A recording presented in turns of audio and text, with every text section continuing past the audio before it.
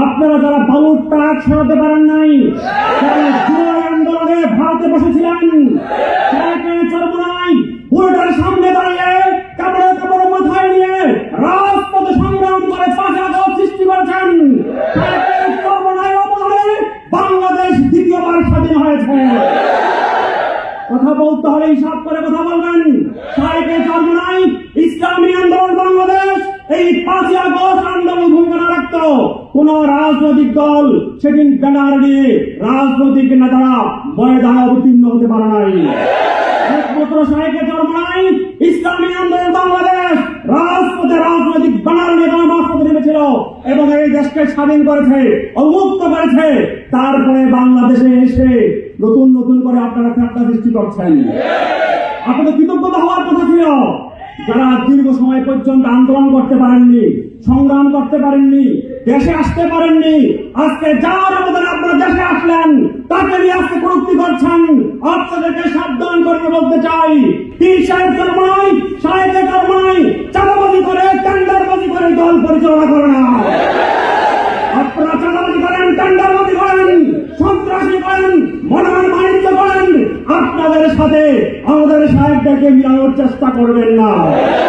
যদি আপনারা আমাদের সাহেবদেরকে নিয়ে আবারও কটূক্তি করতে চান, আবারও বিদ্যার শব্দ চয়ন করতে চান, ইসলামী যুব আন্দোলন বাংলাদেশ আপনাদেরকে 10 ভাঙা জবাব দেবে। আমরা 24 আগস্ট আন্দোলন করেছি তারা রক্ত চক্ষু দেখার জন্য নয়, তারা দাদাগিরি দেখার জন্য নয়, তারা বৈষম্য দেখার জন্য নয়। আজকে আমরা দেখছি গত 17 বছর যখন এই প্রেসিডেন্ট আওয়ামী লীগ তারা আমাদের সাথে আদর্শিক ভাবে পারেনি, যখন আমাদের সাথে তারা আদর্শিক ভাবে পরাজিত হয়েছেন, তারা পেশক্তি তারা ব্যবহার করা শুরু করেছিলেন। আমরা বর্তমান নব্য যারা পেটিস হওয়ার চেষ্টা করছেন তাদেরকেও দেখছি তারা পেটিসদের মতো আবারও তারা পেশক্তি ব্যবহার করার চেষ্টা করছে। আপনারা ভুলে যাবেন আওয়ামী লীগ পেজিট হয়ে গত 17 বছর দেশ শাসন করতে পেরেছে। আপনারা যদি পেজিট হওয়ার চেষ্টা করেন 17 দিনে বাংলাদেশে টিকবেন না। আমাদের আমির, আমাদের সাহিত্য চরমোনাইকে নিয়ে আর কোন প্রযুক্তি বাংলার মানুষ সাহায্য করবে না। বরং আমরা স্পষ্ট করে বলবো, আসুন কাঁধে কাঁধ মিলিয়ে দুর্নীতি মুক্ত, দুঃশাসন মুক্ত একটি কল্যাণ রাষ্ট্র প্রতিষ্ঠা করি। আজকে পীর সাহেব চরমোনাই যখন আহ্বান তুলেছেন, এক বাক্সে ভোটের কথা যখন তিনি বলছেন, এক প্রতীকের ভোটের কথা যখন বলছেন, যখন ইসলাম পন্থীদের বিজয় আত্মসম্পন্ন হয়ে দাঁড়িয়েছে, তখন কারো কারো মাথা খারাপ হয়ে গিয়েছে। আজকে আগল তাবল বলা শুরু করেছে।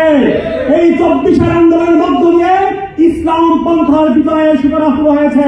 অতএব ইসলাম পন্থাকে দাবিয়ে রাখা, ইসলামী দলগুলোকে দাবিয়ে রাখার আর সুযোগ নেই। কিশোরগঞ্জের যুবকদেরকে বলে যাব, আগামী যে জাতীয় নির্বাচন হবে সেই নির্বাচনে যদি বিগত প্রেসিডেন্টের মতো কেউ ভোট দখল করতে চায়, রাতে ভোট করতে চায়, ভোট ডাকাতি করতে চায়, তাকে কয়েক হাজার বার ভেবে ভোট কেন্দ্র দিতে হবে। সুস্থ ভাবে তাকে বাড়িতে আর ফিরতে দেওয়া হবে না। ভোট ডাকাতকে আমরা আর সাহায্য করবো না।